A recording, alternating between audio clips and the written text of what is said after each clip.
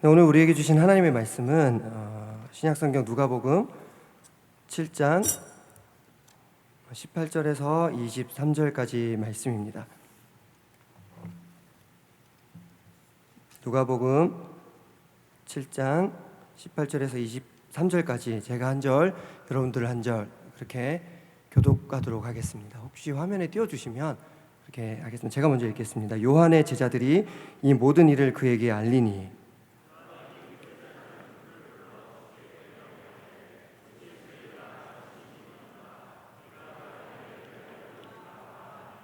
그들이 예수께 나아가 이르되 세례 요한이 우리를 보내어 당신께 여쭈어 보라고 하기를 오실 그이가 당신이오니까 우리가 다른 일을 기다리오리까 하더이다 하니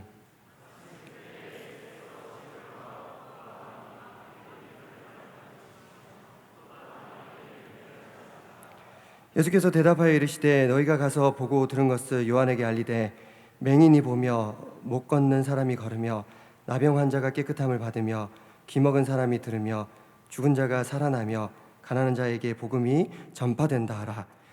누구든지 나로 말미암아 실족하지 아니하는 자는 복이 있도다 하시니라. 아멘. 이 본문으로 가난한 자에게 전하는 복음이라는 제목으로 짧게 말씀을 전하고 저의 이야기를 잠시 소개하고 은혜를 나누는 시간을 갖도록 하겠습니다. 김은규 목사님께서 부족한 사람 불러주셔서 너무 민망하고 감사하다고 하셨는데 훨씬 더 부족한 저는 어떤 마음이었을까? 이 자리에 지금도 이 자리에 제가 제대로 서 있는 게 맞나? 의심이 들 정도로 참 그런데 불러주셔서 감사하고 또 한편으로는 저 같은 사람이 있어서 죄송합니다. 그 몇몇 청년분들이 제가 온다는 소식을 듣고 연락을 주셨어요. 그래서 목사님 오신다고 해서 저 오늘 연차 냈어요. 반차 썼어요. 그래서 제가 대답을 했죠. 굳이 왜? 그러지 말지. 그러면서 제가 이제 했던 것은 나는 내가 은혜 받고 싶어서 오는 거라고. 그리고 또 김병기 목사님 통해서 김은기 목사님 통해서 이미 많은 은혜를 받아서 참 감사합니다. 올해 청년대학부 수련회 주제가 하나님과의 동행에 관한 것이라고 듣고 성경에 기록된 하나님과 동행한 여러 사람들에 대해서 고민하고 찾아보고 묵상하다가 오늘은 특별히 세례 요한에 관한 본문을 함께 읽고 은혜를 나누고자 합니다. 세례 요한이 참 대단한 사람입니다. 왜냐하면 예수님이 어떤 분인지를 단번에 알아보고 단번에 이해한 사람이기 때문입니다. 세례 요한은 예수님이 누구신지 이 땅에서 무슨 일을 감당하셔야 하는지를 바로 단번에 알아보았습니다. 그러니까 다시 말해서 예수님께서 그리스도시고 메시아시고 하나님의 아들이심을 바로 눈치챘다는 말입니다. 사실 예수님보다는 세례 요한이 더 먼저 사람들에게 알려졌습니다. 그래서 오늘 본문을 조금 더 보자면 누가복음 3장 15절 말씀 제가 미리 드렸는데 한번 띄워주시면 감사하겠습니다. 누가복음 3장 15절 말씀 우리 함께 읽겠습니다. 백성들이 바라고 기다림으로 모든 사람들이 요한을 혹 그리스도신가 심중에 생각하니 아멘. 예수님보다 세례 요한이 더 먼저 알려졌는데 그것도 대충 먼저 알려진 게 아니라 정말 대단한 사람으로 먼저 알려졌습니다. 한두 사람이 아니라 추종자들뿐만 아니라 모든 사람들이 세례 요한을 심중에 뭐로 생각했다고요? 그리스도라고 메시아라고 생각할 정도로 대단한 사람입니다. 그리고 바로 이 시기에 예수님께서는 아직 제자 한 명 거두어 드리지 않은 이제 막 시작하는 단계였습니다. 그러니까 적어도 이 당시에는 세례 요한이 예수님보다 훨씬 더 앞서간 상태고 사람들에게도 세례 요한이 훨씬 더 많이 알려져 있는 상태였습니다. 그런데 바로 이때 세례 요한이 뭐라고 말하냐? 방금 읽은 누가복음 3장 15절 말씀 바로 다음 절 누가복음 3장 16절 말씀 우리 함께 읽기를 원하는데 띄워주시면 함께 읽겠습니다. 요한이 모든 사람에게 대답하여 이르되 나는 물로 너희에게 세례를 베풀거니와 나보다 능력이 많으신 이가 오시나니 나는 그의 신발끈을 풀기도 감당하지 못하겠노라. 그는 성령과 불로 너희에게 세례를 베푸실 것이요. 아멘. 굉장히 유명한 말씀입니다. 그런데 이게 정말 얼마나 대단한 고백입니까? 모든 사람들이 자신을 대단한 사람으로 느끼고 있고 인정하고 있는데 이 당시에는 아무도 모르는 누군가를 나보다 훨씬 대단한 사람으로 세운다는 것이 정말 쉬운 일이 아니거든요. 그것도 그냥 세우는 게 아니라 자기는 그의 신발끈을 풀기도 감당치 못할 정도라고 자기를 낮춰가면서까지 예수님을 세우는 모습을 보여줍니다. 놀라운 것은 이때까지는 아직 예수님께서 뭔가 특별히 대단한 것을 보여준 적이 없었다는 것이죠. 그런데도 세례 요한은 예수님을 그만큼 단번에 알아보고 또 단번에 세워드렸습니다. 사랑하는 여러분, 우리는 예수님을 그리스도로 믿는 사람인 줄 믿습니다. 예수님을 구주로 믿는 사람에게 가장 중요한 것이 뭐냐면 예수님을 제대로 아는 것입니다. 예수님을 제대로 알아야지 예수님과 제대로 동행할 수 있는 것입니다. 시간이 지나면 지날수록 더더욱 예수님을 더 깊이 알아가고 더 많이 알아가게 되는 축복이 오늘 이 밤 우리 모두에게 허락되기를 소원합니다. 그런데 안타깝게도 이처럼 예수님을 그 누구보다도 더 먼저 알아차리고 바로 세워드린 이 세례 요한이 지금 어디에 있냐? 감옥에 갇혀 있다는 것이죠. 왜냐하면 세례 요한은 사람의 눈치를 보지 않았거든요. 하나님만 바라보고 예수님만 바라보았습니다. 그래서 늘 소신껏 발언했습니다. 정치권을 향해서도 소신껏 발언했고 심지어 왕 헤롯에게도 직격탄을 날릴 때가 많이 있었습니다. 누가복음 3장 19절에서 20절 말씀입니다. 띄워주시면 제가 읽겠습니다. 분봉왕 헤롯은 그의 동생의 아내 헤로디아의 일과 또 자기가 행한 모든 악한 일로 말미암아 요한에게 책망을 받고 그 위에 한 가지 악을 더하여 요한을 옥에 가두니라. 아멘. 당시 요한은 거침없는 발언으로 정치권의 심기를 종종 건드렸는데요, 헤롯 왕까지 건드렸습니다. 헤롯 왕이 자기 동생의 아내 헤로디아를 갈취한 겁니다. 근데 아무도 그걸 뭐라고 하는 사람이 없는 거예요. 왕인데 누가 그걸 뭐라고 합니까? 근데 세례 요한이 그걸 갖고 자꾸 뭐라고 하니까 기분이 안 좋았던 것이죠. 그래서 이제 누명을 씌고 해서 감옥에 가둬버렸습니다. 제가 이걸 왜 말씀드리냐면 오늘 우리가 누가복음 7장을 함께 읽었는데 3장에서 세례 요한이 감옥에 갇혀서 쭉 이어지고 있습니다. 그러니까 지금도 세례 요한은 어디에 있습니까? 이게 어려워요? 3장에서 감옥에 갇혀서 지금 쭉 이어져 있어요. 7장에서 지금 어디에 있습니까? 네, 감옥에 있습니다. 그리고 비록 감옥에 있었지만 그래도 세례 요한은 그의 제자들을 통해서 예수님에 대한 소식을 계속 들을 수가 있었습니다. 18절 말씀에 그렇게 나옵니다. 그런데 세례 요한의 반응이 좀 이상합니다. 그의 제자들이 예수님에 대한 소식을 세례 요한에게 전해 주었는데 요한의 반응이 좀 이상합니다. 제자들을 예수님께 다시 보내서 무언가 확인하려고 합니다. 그게 바로 19절 말씀인데요. 19절 말씀, 오늘 본문 7장 19절 말씀 우리 함께 읽겠습니다. 시작.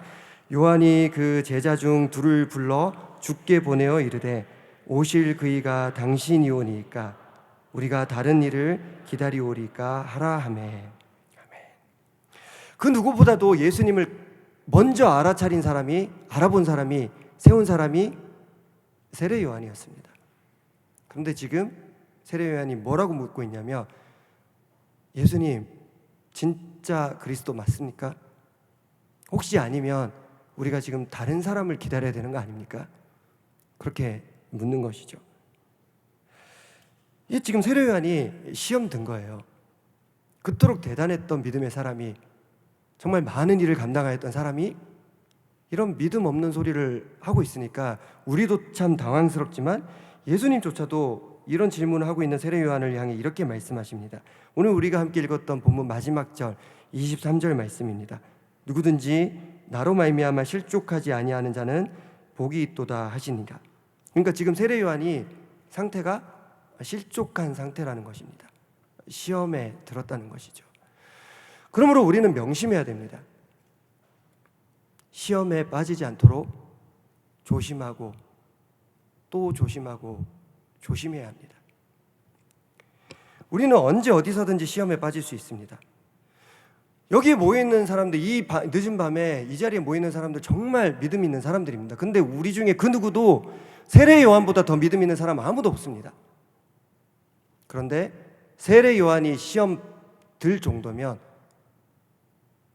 저도 그렇고 여러분들도 그렇고 우리 모두는 다 시험에 들 수 있다는 것입니다.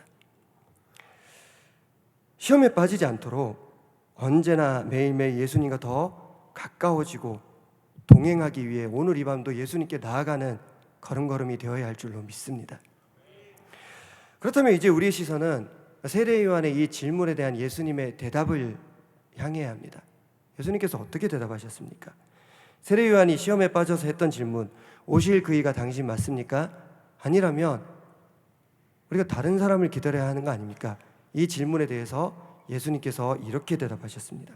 22절 말씀, 우리 22절 말씀 함께 읽겠습니다. 예수께서 대답하여 이르시되 너희가 가서 보고 들은 것을 요한에게 알리되 맹인이 보며 못 걷는 사람이 걸으며 나병 환자가 깨끗함을 받으며 귀먹은 사람이 들으며 죽은 자가 살아나며 가난한 자에게 복음이 전파된다 하라. 아멘. 바로 이것이 예수님이 그리스도이신 것 자체를 의심하던 세례 요한의 그 질문에 대한 예수님의 답변이었습니다. 그리고 예수님께서는 실제로 이 답변 그대로 살아가고 계셨습니다. 그런데 예수님의 이 말씀, 이번에 예수님께서 처음 하신 말씀이 아닙니다. 예수님께서는 이번에도 한 번 더 이 말씀을 하신 적이 있습니다. 예수님께서 본격적으로 그의 사역을 시작하실 때 이 말씀을 하셨는데요. 누가복음 4장 18절 말씀입니다. 제가 읽겠습니다. 주의 성령이 내게 임하셨으니 이는 가난한 자에게 복음을 전하게 하시려고 내게 기름을 부으시고 나를 보내사 포로된 자에게 자유를, 눈먼 자에게 다시 보게 함을 전파하며 눌린 자를 자유롭게 하고. 아멘. 어때요? 아까 방금 읽었던 7장 22절 말씀 거의 똑같은 내용입니다. 누가복음 4장 18절 말씀이 뭐냐? 예수님께서 본격적으로 사역을 시작하시면서 나는 이 땅에서 이렇게 사역하겠다, 이렇게 살아가겠다, 그런 선포입니다.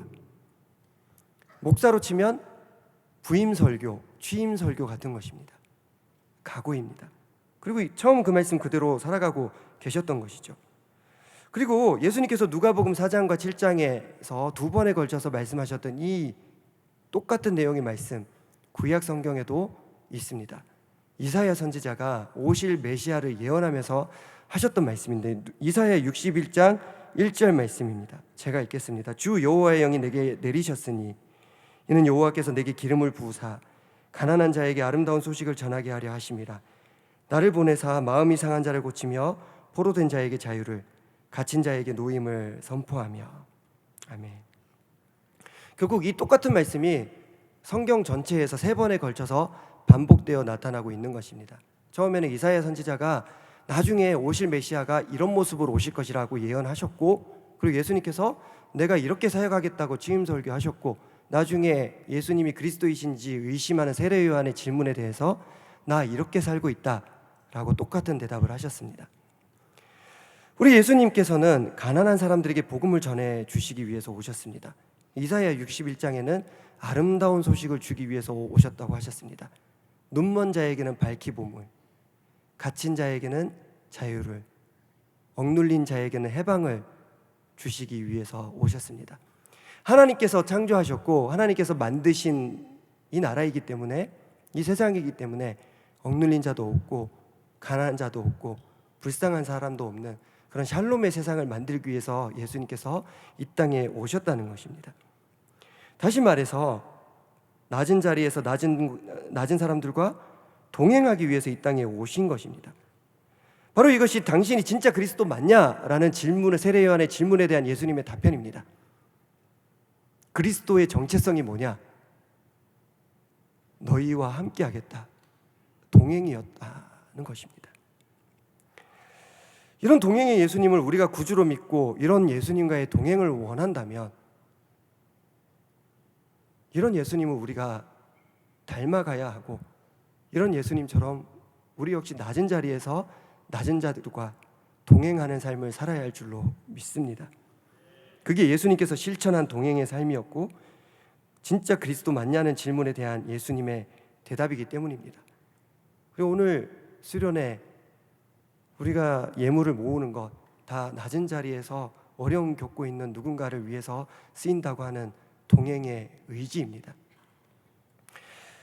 부족한 사람이 전할 말씀은 여기까지입니다. 이게 딱 제가 준비한 말씀 전부입니다.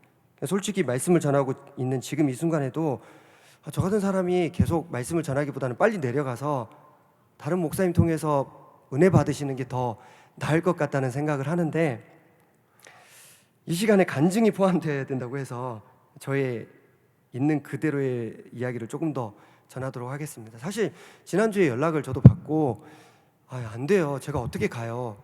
라고 했는데 그냥 그래서 그 약속 있어? 취소할 수 있어? 네, 알았어. 그러고 끊으셨어요. 그래서 제가 이제 뭐 알겠습니다, 불러주셔서 감사합니다, 그런 마음도 아니고 안 간다고 할 급이 안 돼서 온 겁니다. 제가 지금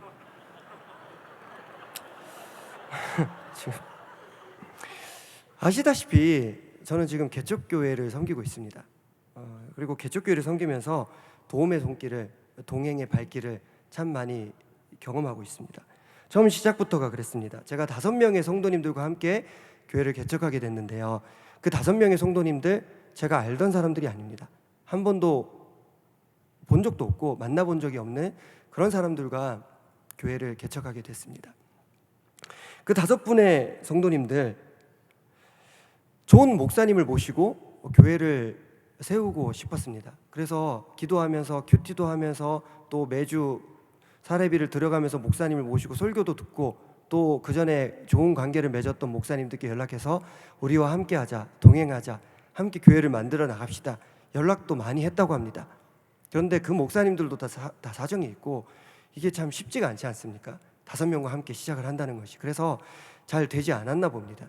그래서 그 5분의 마음속에 이건 하나님의 뜻이 아닌가 보다, 그런 포기의 마음도 있었고 또 흩어질 위기의 순간도 있었다고 합니다.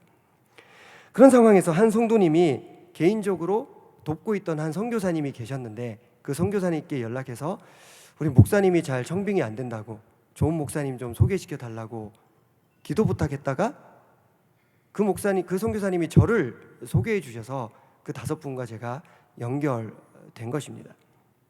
근데 그 선교사님과 저는 어떻게 알았냐? 그 선교사님 원래 포항에서 요양병원에서 목사님으로 계시던 목사님이신데, 그 교회가 요양병원 사역을 하는 그런 교회였던 거죠, 바닷가에서.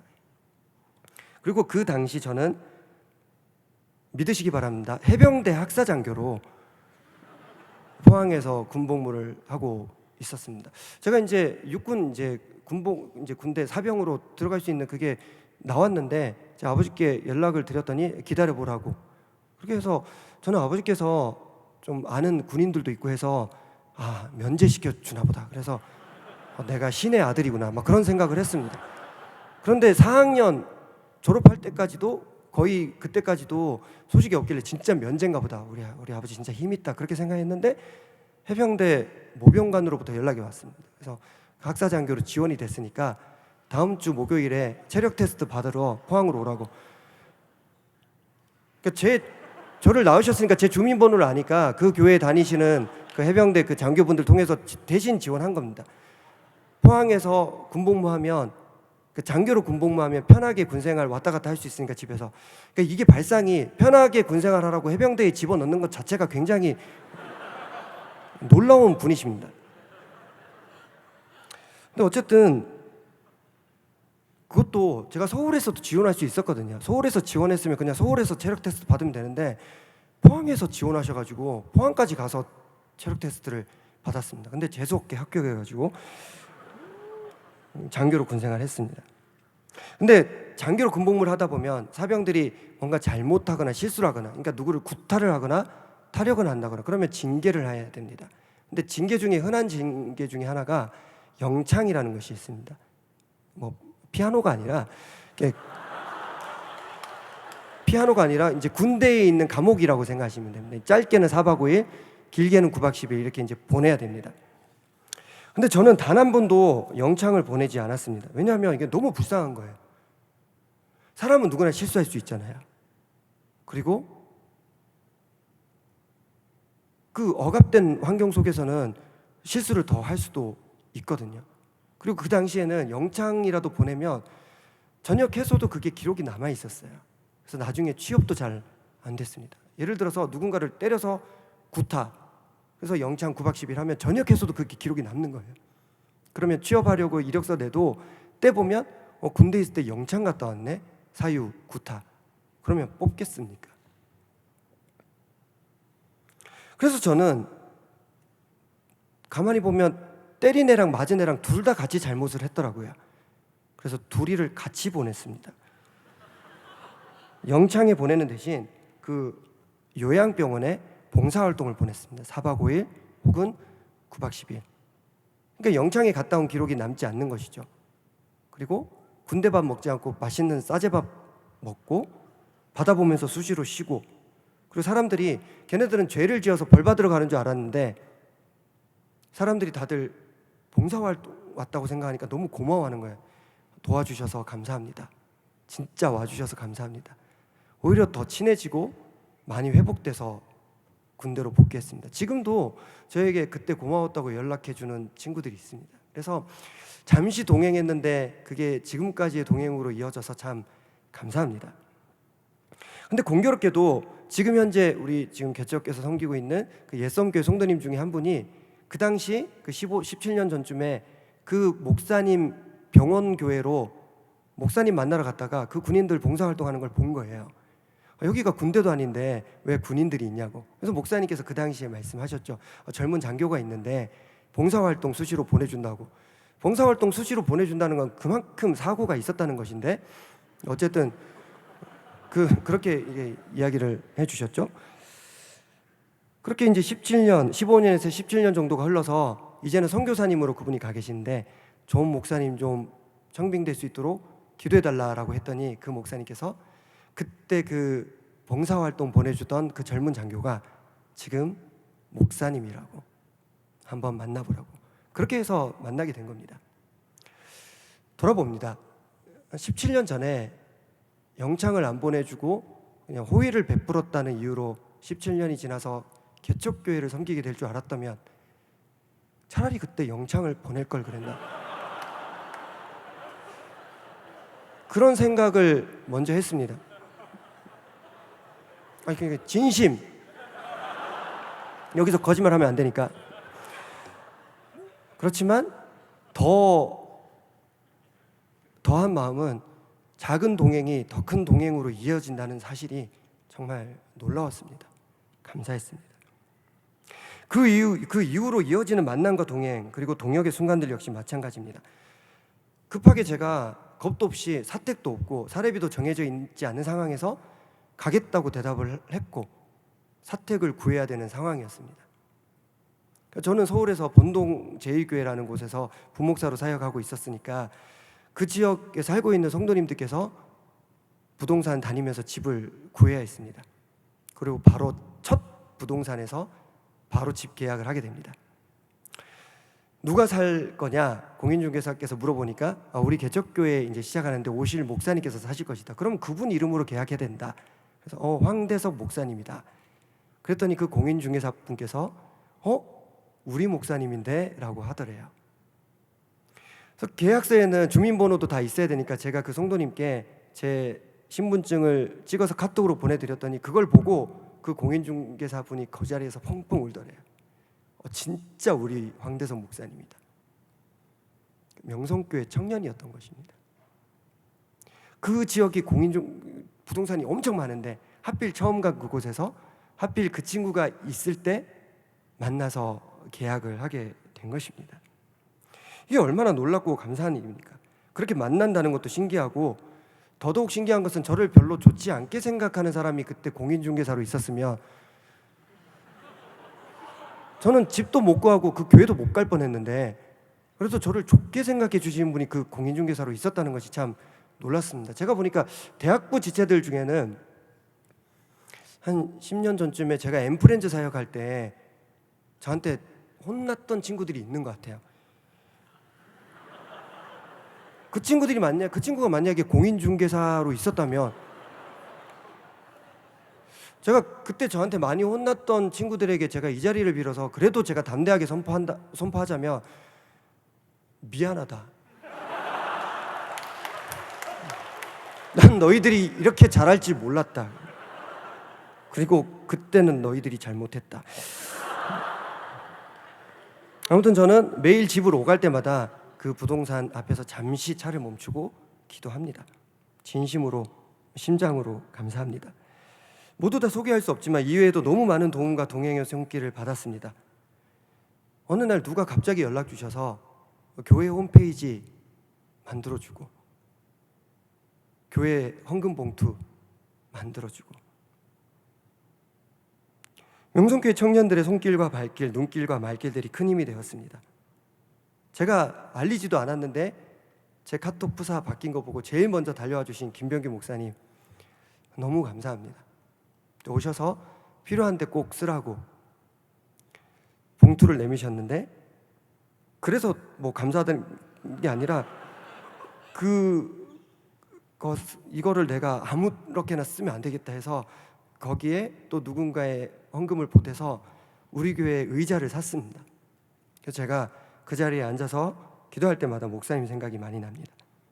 그래서 제가 언젠가는 김병규 목사님, 제가 본동제일교회 부목사로 있을 때 그 교회 카페로 한번 놀러 오신 적이 있으시거든요. 아, 놀러라고 하면 안 되구나. 신방 오신 적이 있었습니다. 아니 뭐 이미 얘기했으니까 놀러였던 것 같아요. 그렇게 놀러 오셨는데 그때 이제 그 카페 섬기시는 분들께서 누구시냐고라고 했을 때 제가 저의 다음 담임 목사님이라고 그렇게 얘기해서 그분도 되게 당황하고 또 김병규 목사님도 되게 당하셨는데, 근데 진심입니다. 언젠가 기회가 되면 목사님을 저의 담임 목사님으로 모시고 동행할 기회가 허락되기를 기도하고 있습니다. 그 외에도 정말 많은 분들이 물론 목사님은 또 싫을 수도 있겠지만 근데 신기한 것은 이게 참 많은 도움과 격려, 그리고 하나님께서도 도와주시고 임재하여 주신다는 그런 많이 보여주셨는데도 저는 너무 힘든 거예요. 코로나로 인해서 제가 3월 1일 주일에 딱 시작을 했는데요, 그때부터 전국에 있는 교회들이 예배를 멈추라고 막 그렇게 된 겁니다. 코로나로 인해서 교회발 집단 감염을 다들 우려하시기 때문에 개척교회는 더 많은 경계의 대상이 되었고, 그런데도 우리는 예배를 멈추진 않았지만 주일 예배 딱 한 번 드립니다. 제가 한 달에 4번 설교합니다. 그렇게 살면서 교회에서 사례비 받고 있는 것이 성도님들께 너무 미안하고, 다들 어쩔 수 없는 상황이라고 하지만 그동안 제가 굉장히 바쁘게 사역해 왔는데 너무 현재 이 상황이 적응이 되지 않았습니다. 그리고 지금도 코로나 때문에 저희 아이들 학교를 제대로 못 다니고, 첫째 아이는 이제 초등학생인데 일주일에 한 번 가지만 개척과 동시에 한 3개월은 한 번도 학교를 못 갔습니다. 둘째는 어린이집 한 번도 못 가고, 3개월 동안 제가 계속 아이들만 봤습니다. 교회 데리고 가서 밥 먹이고 조금씩 준비하면 애들이 또 찾고 싸우고 울고, 전 또 좁혀버리고 미안해서 또 같이 울고.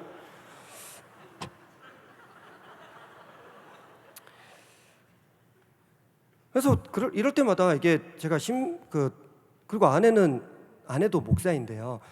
서울에서 이렇게 멀리 이제 매일 2시간 출근하고 2시간 퇴근 왔다 갔다 하면서 그 종로에 있는 우리 총회 기관에서 사역을 합니다, 평일에. 그럼 이제 돌아오면 7시 반. 그러면 아내가 밥을 준비할 시간이 없으니까 제가 저녁도 준비를 해놓고, 그리고 또 얘기합니다. 맛이 없다고. 제가 밥을 뭘 할까 그런 고민을 하루 종일 하면서 삼시세끼를, 내가 지금 목사 맞아? 뭐 이런 생각이 드는 거예요. 내가 지금 개척교회 이럴 거면 내가 뭐하러 잘 있는 교회를 사임하고 여기 왔나? 애 보러 왔나? 밥하러 왔나? 불안한 마음에 제가 지역을 익히고 또 지역을 위해서 기도하고자 하는 마음으로 저에게 있는 시간이 밤 시간, 아내가 이제 집에 와서 아이들을 데리고 자였고 나면 그때부터 저에게 있는 시간이 밤, 그리고 새벽 기도도 우리 교회는 없기 때문에 밤마다 그리고 매일 새벽 그 지역을 돌아다녔습니다. 어느 날은 이 동네, 어느 날은 이 아파트 몇 단지, 그렇게 계속 돌아다니면서 기도했습니다. 그리고 경비원 선생님들께 엄청 혼이 났습니다. 왜 당신 여기 몇 바퀴째 돌고 있어? 제가 오해를 풀기 위해서 내가 교회 목사인데요. 기도하러 왔다가 목사라고 얘기했다가 더 욕먹었습니다. 목사면 교회에서만 기도하라고, 지금 코로나 퍼뜨리러 왔냐고. 그래서 제가 그 당시에는 진짜 그런 분위기가 있었거든요. 그래서 세상에서 교회와 목사를 향한 시선이 이렇구나 처절하게 느꼈습니다.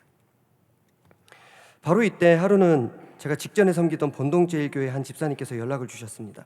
제가 담당했던 교구 성도님이 아니셔서 이름도 모르고 그냥 이렇게 문자로 주셨습니다. 이런저런 이야기를 하시다가 결론은 한 달 동안 알바를 했었는데 첫 월급을 받았는데 기도한 후에 목사님 그 섬기시는 교회로 보내고 싶은 마음을 하나님께서 주셨다고 계좌번호 알려달라고. 제가 안 된다고 몇 번 거절하다가 하나님 주신 마음 제발 받아달라고 하셔서 우리 교회 그 재정을 담당하시는 성도님 계좌번호를 알려드렸더니 정확하게 111만 2천 원, 1,000원 단위까지 받은 전액을 다 보내주셨습니다. 그분 형편이 되게 어렵거든요. 그래서 제가 형편이 좋은 분이 그렇게 알바를 하시지도 않겠죠, 주부가. 그래서 제가 고마운 마음보다 미안한 마음이 컸죠. 그리고 제가 바로 그때 순간 이런 결심을 합니다. 그래, 나도 이때 누군가를 돕고 동행하는 시간을 좀 가져보자.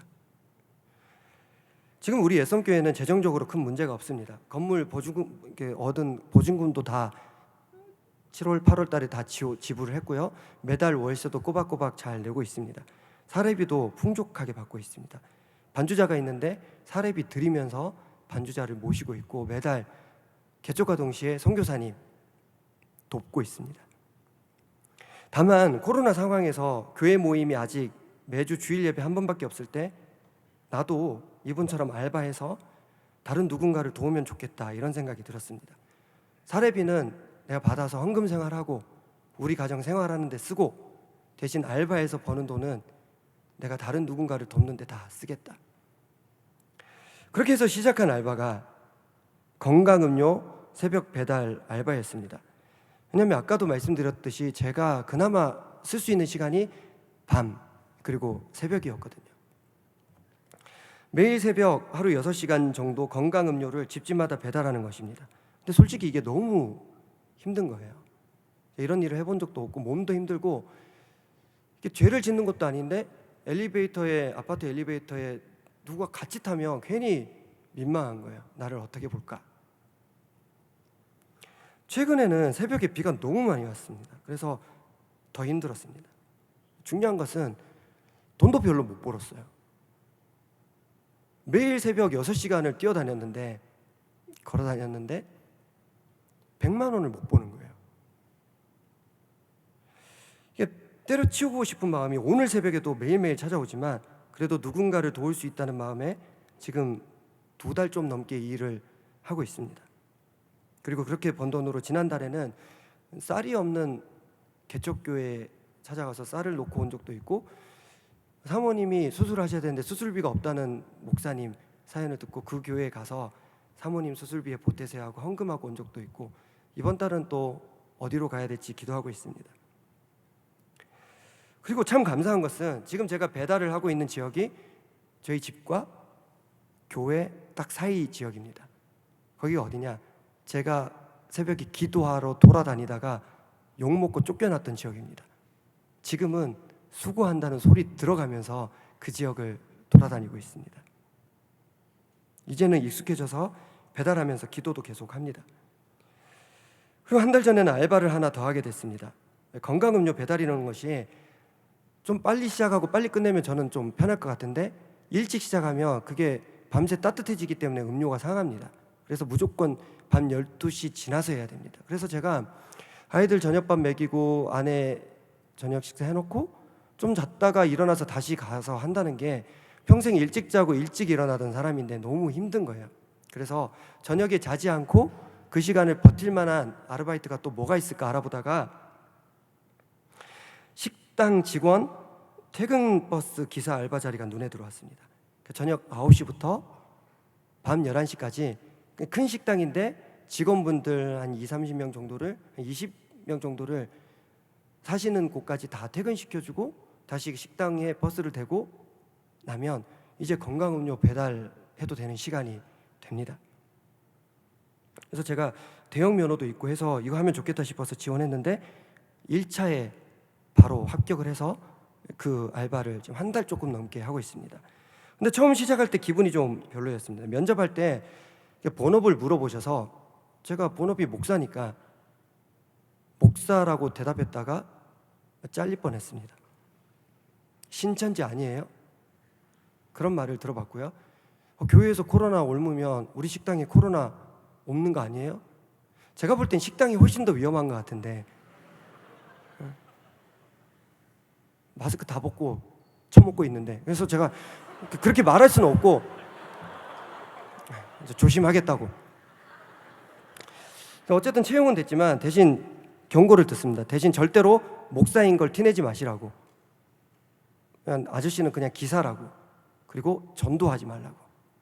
그 두 가지 경고를 당부를 받고 일을 시작하게 됩니다.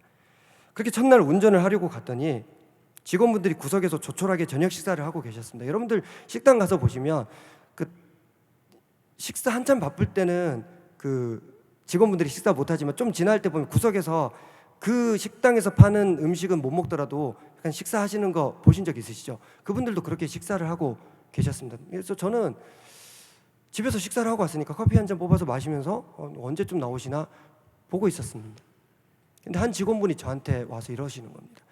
저거는 정직원들 식사하는 거니까 알바는 먹으면 안 된다고. 저거는 선생님, 기사님 먹으면 안 된다고. 내가 달라 그랬어요? 난 먹고 왔는데. 자존심도 상하고 이게 아무리 누군가를 돕자고 시작한 일이지만 이렇게까지 할 필요는 없겠다 싶어서 제가 당장 그만두고 싶었어요. 하지만 첫날 바로 그만두면 제가 목사인 걸 아는데 목사들이 이렇게 참을성이 없어 그런 말 들을까 봐 그냥 했습니다. 대신 결심했습니다. 내가 한 달만 참고 일하고 다음 달에 내가 손님으로 여기 오겠다. 그리고 나한테 지금 방금 밥 먹지 말라고 했던 분 이제 불러가지고 저희 아줌마 여기 와서요. 거기가 이제 생선구이 식당이거든요. 아줌마 여기 고등어 가시 좀 발라주세요. 그렇게 해서도 안 되지만 진짜 그런 마음을 살짝 먹었습니다. 마음만. 아무튼 첫날 그렇게 직원분들 식사 다 끝나기를 기다렸다가 직원분들 태우고 성남 일대를 다 돌면서 보니까 이분들이 한국 분들이 아니신 거예요. 다 조선족 분들이셨습니다. 2시간 내내 중국말만 들으면서 퇴근 버스를 운행했습니다. 젠빵 똔짠시 막 여러 가지 짜이젠 막 여러 가지 막 합니다. 한국말 들릴 때가 있습니다. 그럴 때는 자기들 내릴 때입니다. 난 모란시장 내려줘 막 이런 식으로 약간 나 성남 이마트 아저씨 난 모란고개 내려주세요. 성남 소방서 우리 집이에요. 뭐 그런 식으로 이야기를 하십니다. 아무튼 저는 그렇게 별로 인정도 못 받으면서 식당 퇴근 버스 기사 알바를 한 달 정도 했습니다. 그리고 불안함이 찾아왔습니다. 누군가를 분명 돕기 위해 시작한 건 맞는데 알바를 매일 밤마다 하니까 이게 몸이 너무 힘든 거예요. 살도 빠지고 이러다 내가 목회를 소홀히 하게 되는 것은 아닐까. 아까 전에 좀 찔렸거든요. 목사님 그 학원에서 많은 돈을 준다고 했는데 내가 이걸 안 받겠다 했는데 저는 지금 그 돈 받고 지금 이러고 있는데 개척교회 막 시작하고 한참 어려울 때에 오히려 더 나 혼자서라도 그 기도의 자리를 지키고 말씀과 기도에 집중해야 했던 것은 아닌가. 나중에 하나님께서 저를 뭐라고 하시고 버리시진 않을까. 그런 불안함이 있었습니다. 그래서 딱 한 달 하고 그만두려고 했는데 2주 전에 이런 일이 있었습니다. 그날도 저는 조금 일찍 가서 커피 한 잔 마시면서 기다리고 있었는데 한 직원분이 오셔서 목사님 들어가서 식사하세요 라고 하는 겁니다. 많이 당황했죠.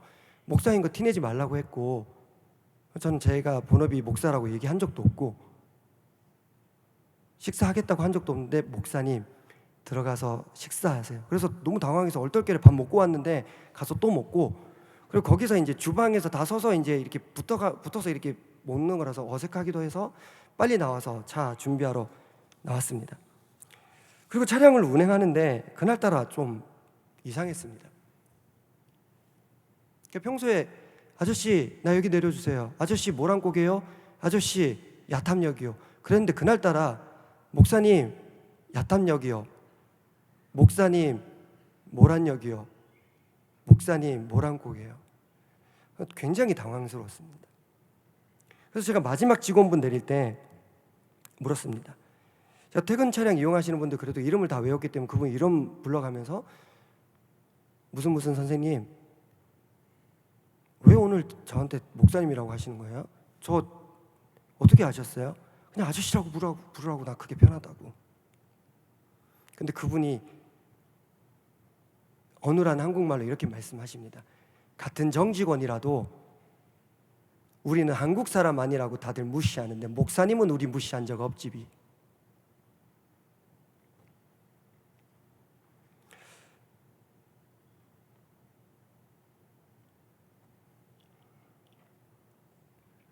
제가 그분 내려드리고 저 혼자 30분 정도 운전해서 식당으로 복귀하면서 눈물이 생각보다 많이 났습니다. 그분의 입술을 통해서 제가 하나님의 위로를 받는 느낌이었습니다. 대서가 불안해하지 말고 잠시니까 그렇게 살아도 괜찮다고. 성도들이 그동안 다들 그렇게 힘들게 돈 벌어서 교회를 섬기고 너를 섬겼다. 앞으로도 가난한 자들에게 복음을 전해라. 여러 가지 감정을 느끼면서 식당으로 돌아왔습니다. 그렇게 저는 2주 전부터 그곳에서 조선족 분들과 함께 밥도 먹고 퇴근도 하고 하면서 한 달하고 끝내려고 했는데 조금 더 하게 될 것 같습니다. 목사인 거 티내지 말라고 했는데 직원분들 전부 저를 목사님이라고 부르고 있습니다. 설교도 한 번 한 적 없지만 그곳에서 교회가 아니라 다른 어느 곳에서 제가 목사라고 불리고 인정받았던 적이 있는가? 없었던 것 같습니다. 그래서 참 놀라운 경험이고 그분들과 언제까지가 될지는 모르겠지만 함께 동행하면서 조선족 분들께도 잠시 위로의 복음을 전하는 삶을 살고자 합니다. 다들 예상 외에 저의 스토리에 실망을 하실 수도 있고 이건 제가 우리 예성교회 성도님들께도 공개한 게 아니거든요. 이거 만약에 들으면 지금 엄청 뭐라고 하실 거야. 이제 돈 버시니까 자비량으로 목회하시라고 뭐 또 그렇게 하실 수도 있고 또 사례비 또 깎을 수도 있고 뭐 그럴 텐데 그렇다고 제가 간증 시간에 하나님과 여러분들을 속일 수가 없어서 솔직하게 저의 상황을 말씀드렸습니다. 목사답게 목회에만 집중하며 살지 못해서 죄송합니다. 그렇지만 잠시 이렇게 사는 거니까 너무 걱정하거나 배척하지 마시고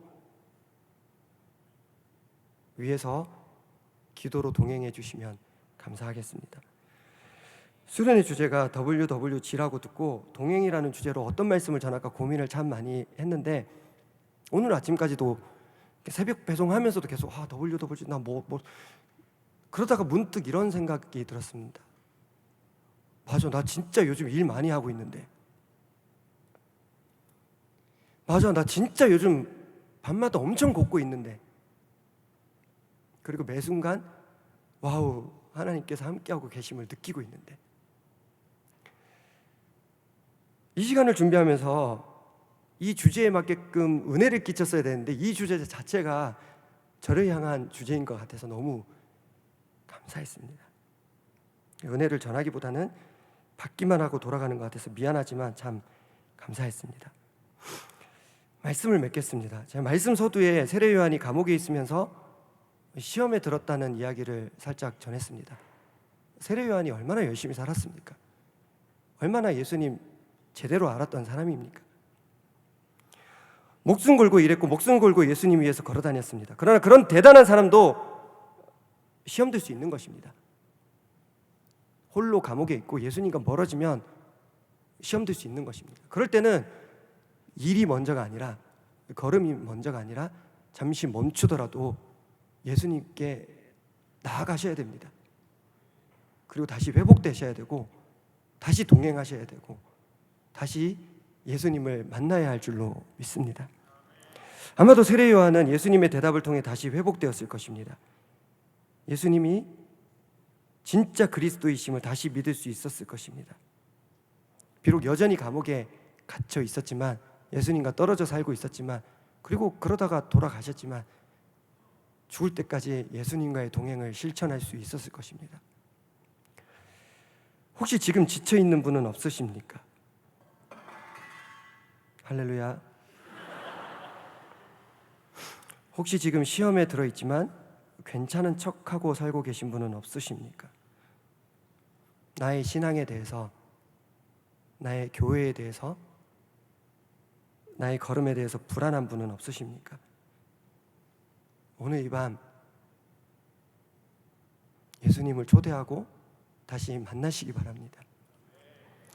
시간이 많이 흘렀지만 제가 함께 부르고 싶은 찬양이 있는데요. 이렇게 살아도 괜찮은 것일까 불안해하며 일하고 있던 저에게 한 그 조선족 분의 직원분의 고백을 통해서 저는 큰 위로를 받았고, 여전히 저는 이렇게 사는 것이 맞는지, 목사로서의 삶이 맞나 싶지만, 샬롬 샬롬 샬롬 평강 있을지어다. 아버지께서 날 보냄같이 나도 널 보내노라. 샬롬. 이 위로의 음성을 저는 들었습니다. 여러분, 힘내세요. 한 걸음 한 걸음이 너무 힘들고 단 한 걸음조차도 확실하지 않은 삶을 살아가고 있지만, 그래도 힘내세요. 하나님께서 예수님을 보내신 것처럼 예수님께서 여러분들을 보내셨습니다. 우리 함께 샬롬 찬양하겠습니다.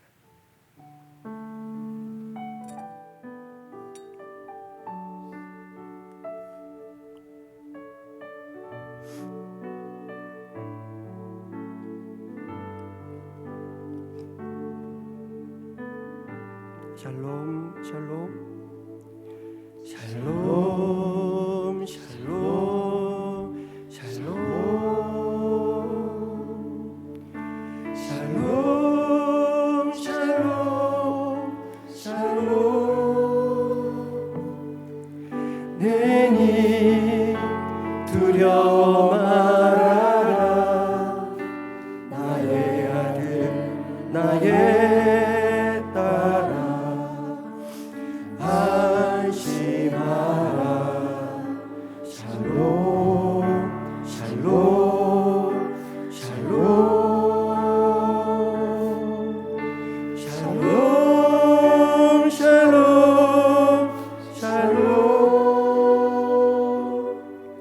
나의 평안을 주노라.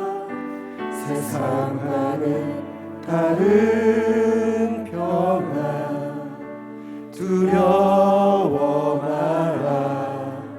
샬롬. 우리 계속해서 샬롬 샬롬 샬롬 샬롬 샬롬 샬롬 샬롬 내니 두려워 말아라. 나의 사랑 나의 이스라엘 안심하라. 샬롬 샬롬 샬롬. 이제 하나님께서 말씀하십니다. 샬롬 샬롬 샬롬. 괜찮다 괜찮다. 평강 있을지어다. 아버지께서 날 보냄같이 나도 널 보내노라. 샬롬.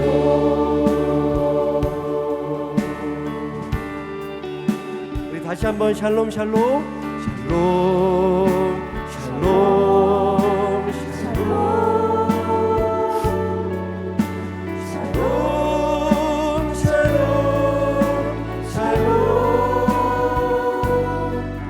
내니 두려워 마라. 나의 아들 나의 안심하십시오.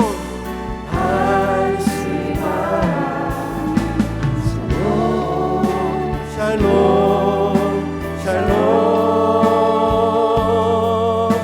샬롬 샬롬 샬롬 나의 평안을 주노라 세상과는 다른 평안 두려워하라 샬롬. 우리 마지막으로 샬롬 샬롬 샬롬 샬롬 샬롬 샬롬. 여러분들 믿음을 가지십시오. 샬롬 샬롬 샬롬. 우리는 그분을 버려도 그분은 우리를 버리지 않으십니다. 두려워 마라 나의 사랑 나의 이스라엘 안심하라 샬롬 샬롬 샬롬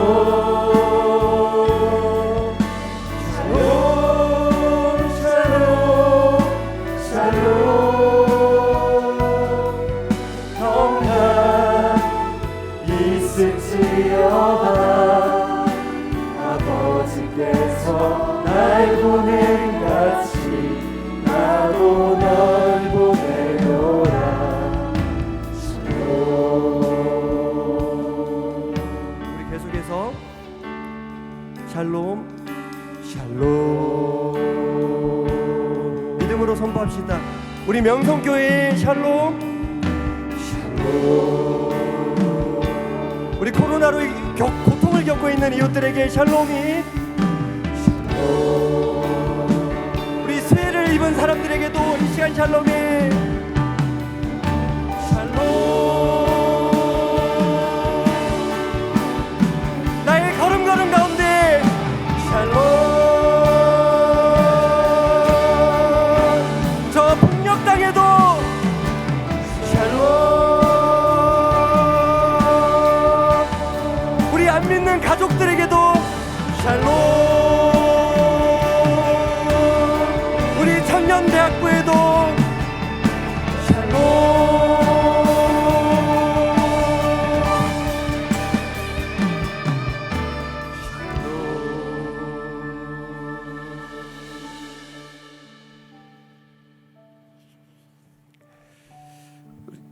찬양팀 힘드니까 잠시 거기에 앉아서 계셔도 좋을 것 같아요. 너네들 얘기하는 거예요. 자리에 앉아서 잠시. 네. 두 곡을 함께 부르고 기도했으면 좋겠다는 말씀을 들어서 한 곡 더 부르고 싶어서 시간이 제법 됐지만 이 곡과 관련된 사연을 잠시 소개하고 함께 부르겠습니다.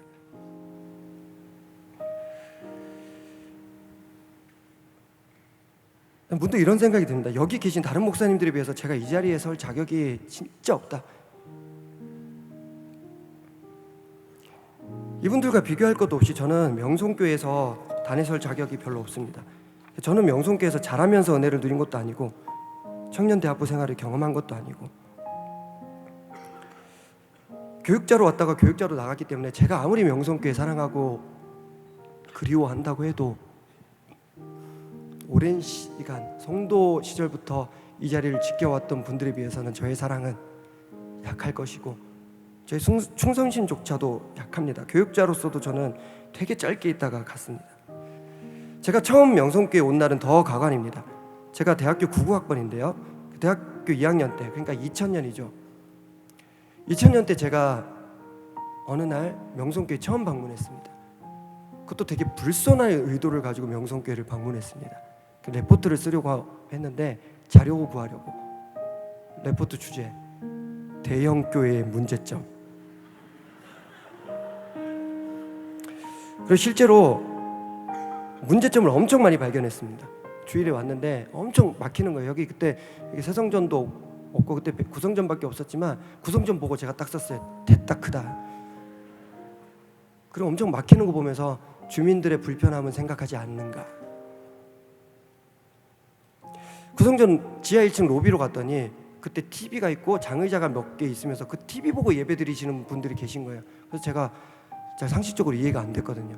뭐야, 본당에 가서 예배 드리지도 않고 이게 뭐 기독교 방송 보는 거야? 그런 식으로 막 썼어요. 그래도 기왕 온 김에 예배를 직접 드리면서 제가 더 많은 문제점을 찾고 싶어서 혹시 설교 듣다가 초심을 잃으면 안 되니까 구성전 4층 제일 뒷자리에 앉았습니다. 그렇게 설교 듣다가 초심을 잃고 많이 웃었던 기억도 납니다. 그런데 어느 순간 설교 중간에 여기 밑에서 깐난하게 우는 소리가 들리는 겁니다. 저뿐만 아니라 다들 설교에 집중하지 못하게 되는 상황이 벌어졌고 저 역시 다시 초심을 찾았습니다. 이 큰 교회에 모자실이 부족하다. 그리고 그 당시 아직도 어렸던 그 어린 아이, 그리고 그 엄마도 어렸는데 당황한 채로 막혀있는 그 복도를 빠져나가기 위해 전전긍긍했습니다. 바로 그때 원로 목사님께서 이렇게 말씀하셨습니다. 다들 설교 똑바로 들어요. 설교 똑바로 안 들으니까 봐요. 애도 짜증내잖아요. 그 순간 구성전 본당이 떠나갔듯이 다들 크게 웃었고 비난의 눈빛을 보내던 대부분의 성도님들이 이제는 허용과 용서, 사랑과 지지의 눈빛을 그 여인과 아이에게 보내주었습니다. 20년이 흘렀습니다. 아직 그때 그 기억이 너무나도 생생하게 박혀 있습니다. 그리고 느꼈습니다. 명성교회 김삼환 목사님은 대형교회 목사님이시고 많은 성도들이 따르고 있고 많은 성도들을 바라보고 계시는 목사님이시지만 수많은 성도들 가운데 울고 있는 한 어린 생명과 공경에 처한 한 여인을 돌아보시는 분이구나. 12회를 혈루증을 앓던 한 여인이 아무도 모르게 예수님의 옷자락에 손을 대고 가서 나음을 받았습니다. 근데 아무도 몰랐습니다. 예수님의 제자들도 몰랐습니다. 그러나 예수님은 알아보시고 돌아보셨습니다. 그리고 혹시라도 부정한 몸으로 거룩한 몸을 건드렸다는 죄책감으로 평생 살아갈까 봐 저는 그렇게 받아들입니다. 다시 부르셔서 샬롬, 평안히 가라. 너의 믿음이 너를 구한 거니까 평안히 가라. 그 예수님처럼 원로 목사님은 낮은 곳을 바라보셨다는 것을 저는 느꼈습니다. 당시 저는 제가 똑똑한 줄 알았습니다. 똑똑함으로 엄청 교회를 욕하는 걸 많이 쓰고 있다가 하나님을 또 만났습니다. 대서가 너 더 똑똑해져서 교회 욕하지 말고 덜 똑똑해지더라도 교회 사랑하고 성도 사랑하는 삶을 살았으면 좋겠다. 그로부터 10년이 지나서 2010년 저는 교육전도사로 명성교회에 부임하게 됩니다. 10년 만에 교육자로 오게 된 명성교회에서는 그 당시에는 없었던 주님의 옷자락이라는 찬양이 자주 울려 퍼졌습니다. 아, 목사님은 지금도 여전히 옷자락으로 덮어주시는 사랑을 실천하고 계시는구나 생각했고 명성교회에서 교육자로 있는 동안 참 많이 행복했고 저를 많이 덮어주셨던 것을 기억합니다. 제가 얼마나 행복했냐면 사임한 후에 한 청년이 저를 찾아와서 목사님 그래도 요즘 일이 좀 줄어드니까 좀 좋지 않으세요? 애기들이랑도 시간 많이 보내고 좋지 않으세요? 했을 때 제가 이렇게 말해서 둘이 같이 울었는데요. 매일매일 명성교회로 돌아가고 싶어요.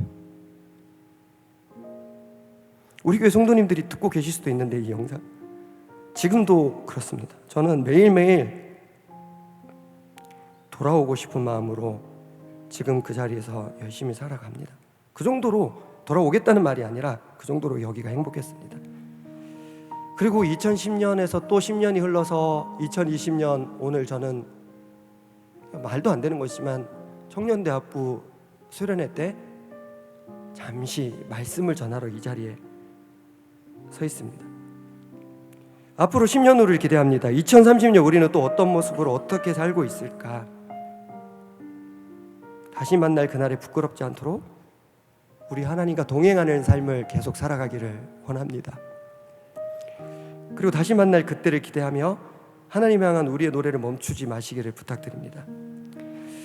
마지막으로 함께 부를 찬양은 제가 2016년도에 명송교회를 사임하면서 찬양 5부의 이 자리에서 마지막으로 찬양 인도하면서 마지막으로 부른 찬양인데 제대로 못 불렀습니다.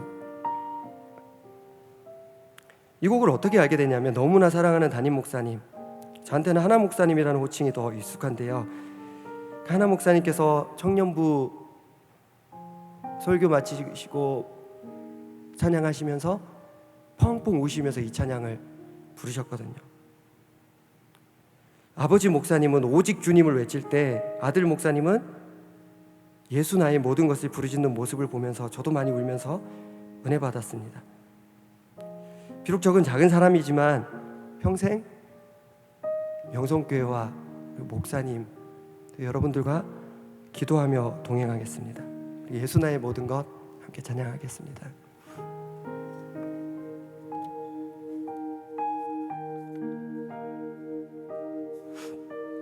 우리 함께 고백할까요? 때론 힘들었지만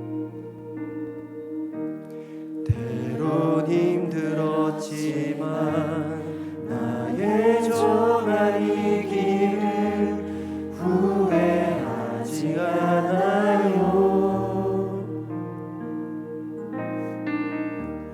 예수의 십자가가 주의 흘린 보혈이 나를 사로잡았죠.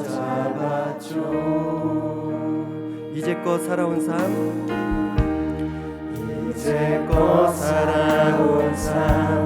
단 발자국도 혼자가 아니었죠. 단을 부딪혀도 나를 향한 눈동자 쉬지 않으셨죠.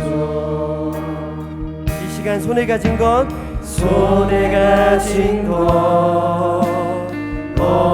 없지만 쌓은 보아도 없지만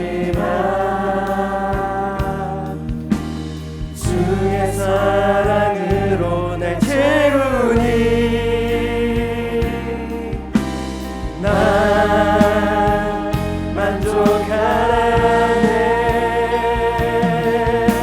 믿음으로 선포합시다. 예수 나의 모든 것, 나의 모든 것, 내 삶의 이유 되시네.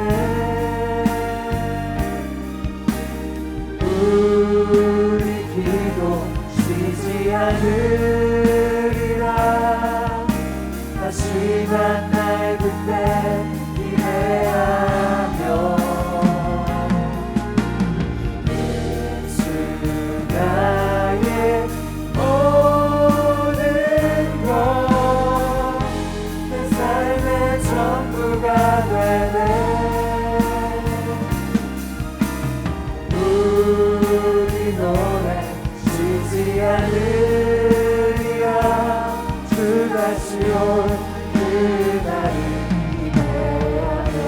손에 가진 것 없지만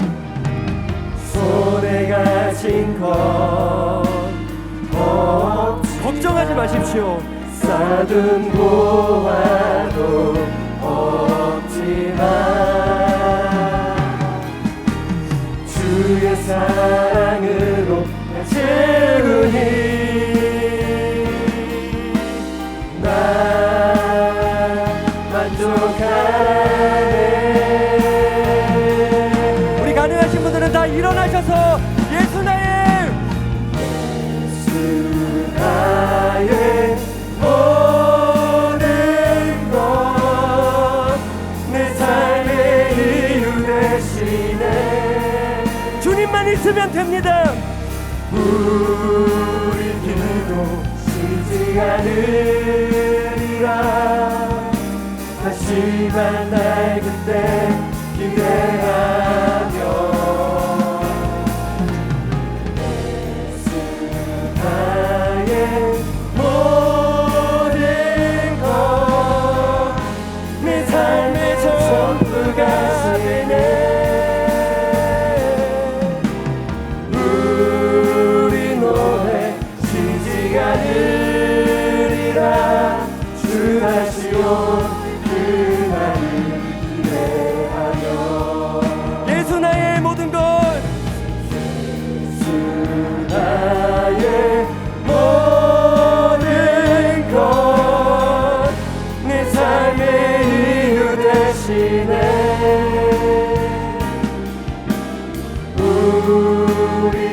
다시고 쉬지 않으리라.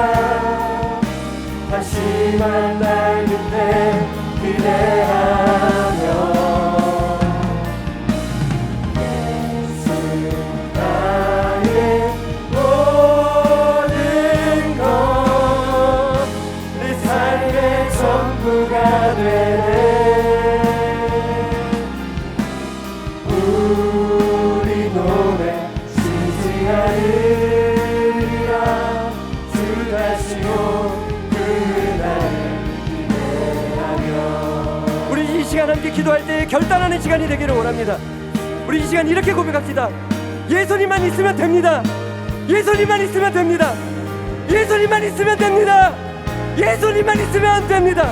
우리 각자의 기도의 제목을 담아서 예수님만 고백하는 시간을 갖도록 하기 원합니다. 우리 주님의 이름 한 번 힘차게 부르시고 기도합시다.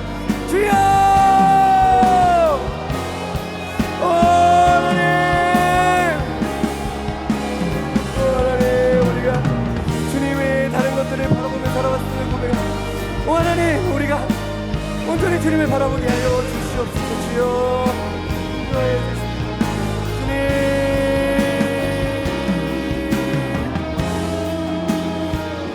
하나님, 내 모든 삶 속에서 안식을 주여 도와주시고 주여 부르시게 인도하여 아버지 도와주시옵소서. 아버지 함께하여 주시옵소서. 아버지 함께해 주신 하나님, 내가 잊지 않게 하여 주시옵소서. 주여 주여 주여 감격해 주시옵소서. 하나님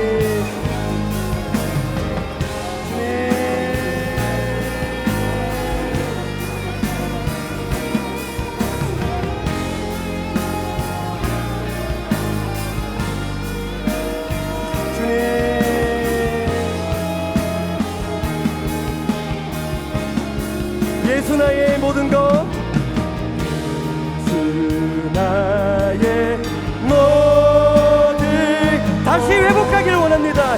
내 삶의 이유 대신에 우리 기도 쉬지 않으리라. 다시 만날 그때 기대하며 예수 나의 모든 것, 나의 모든 것 내 삶의 전부가 되네. 우리 노래 쉬지 않으리라. 주 다시 올 그날을 기대하며 우리 목소리로만 고백합시다. 예수 나의 모든 것 내 삶의 이유 대신에 우리 기도를 멈추지 맙시다. 우리 기도 쉬지 않으리라. 다시 만날 그때 기대하며 예수 나의 모든 것 내 삶의 전부가 되네.